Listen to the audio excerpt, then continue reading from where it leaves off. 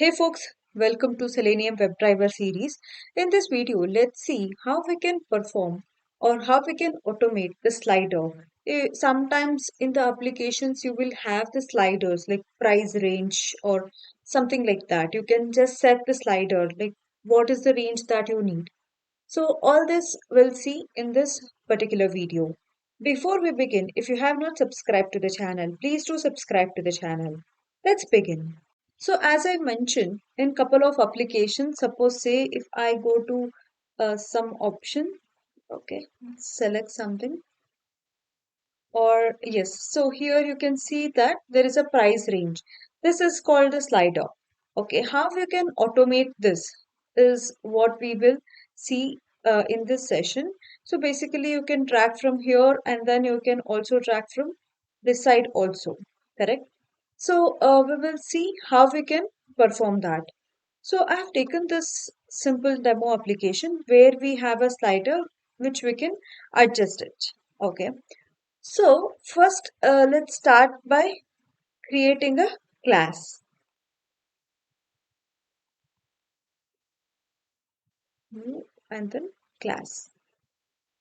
Let's say automate slider.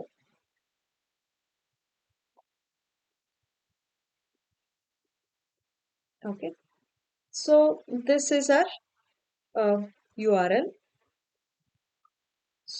What we'll do is let's copy couple of lines from the other page.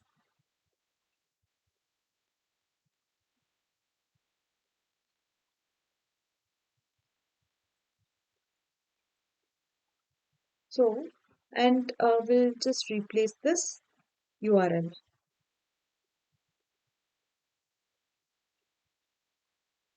Okay. So after this, what we'll do is first we want to identify the particular element that we want to perform action on, correct? But before that, let's start by creating the actions object, actions class object. Okay, actions, action is equal to new actions and then classes driver instance here and then import. Okay, so first what we'll do is we'll go back and then identify this particular uh, slider. So this is the one which we have to use. So here we have class, correct? So we can use one of the class. So can you see? Okay. Okay. So this is the only one class that is present and another one is the CSS. That should be fine.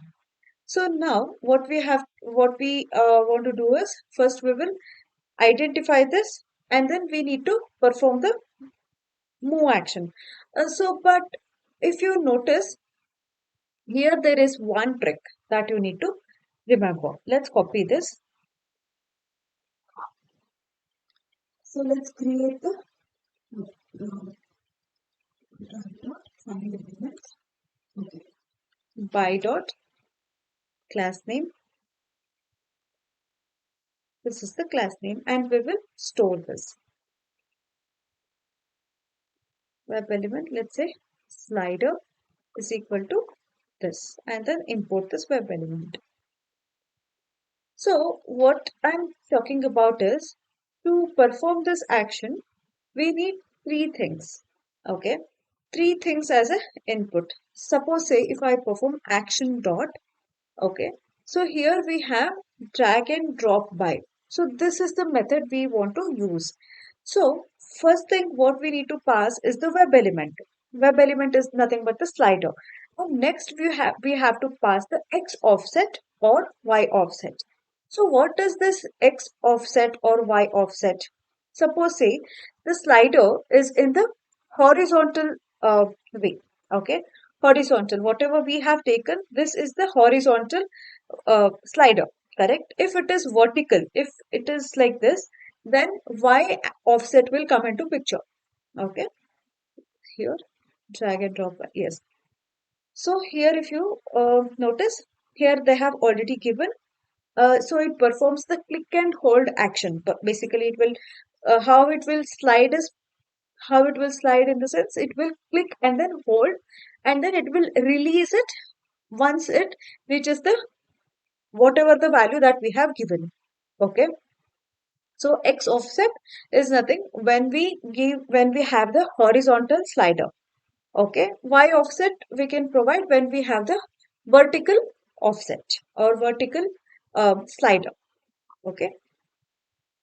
So before we perform this drag and drop by, we need to know currently at which position this slider is located at.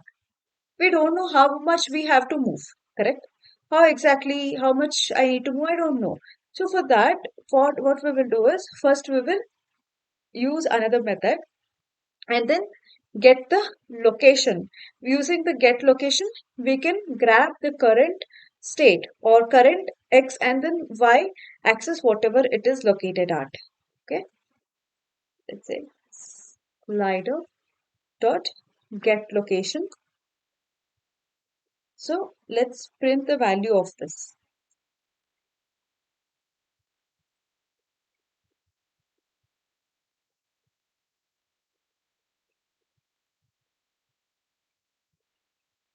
Okay, first we will see what is the current value.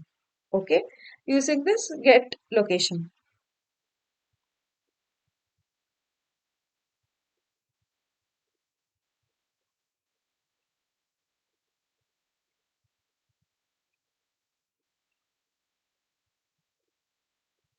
Okay, let's go back.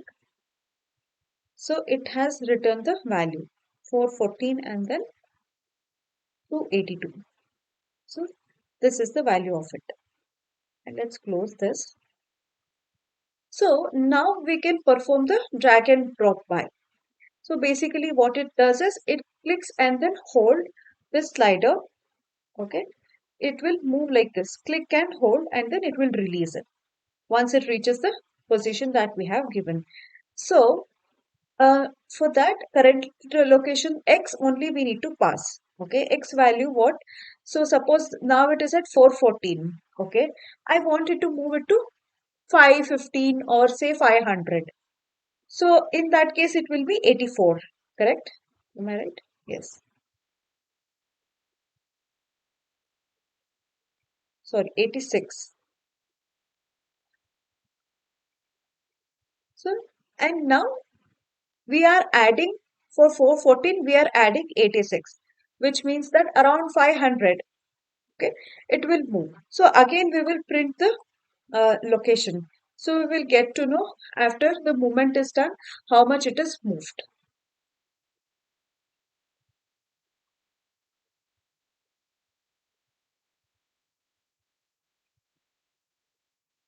Okay, I think we have missed dot perform.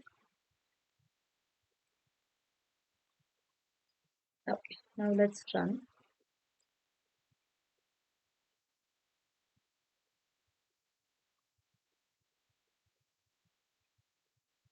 Yes, can you see? It just slided over. So yeah, it is around whatever we wanted. It is not exact value, but it will based on the screen resolution and things, it changes, it varies a little. Okay, so we were able to add 86 or 87 offset value to the current location. Okay, so that is how you can perform the slide action. Okay, suppose you want to perform in the opposite direction. So we have this automation practice. So you can try adding using this. Okay, and then you can try and then let me know in the comment section, because here one thing you have to keep in mind is you need to pass the negative value when you are putting when you are moving it to the right, you have to add the value. When you are moving it to the left, you have to minus, you need to give the negative value. Otherwise it will think that it has to move forward. Okay, so you try this and then let me know in the comment section how it works. If you find any difficulty, let me know in the comment section. So I'll make another video of how we can perform this. So if you have liked this video, please do like it, share it, and don't forget to subscribe to the channel. Thank you for watching. Bye bye.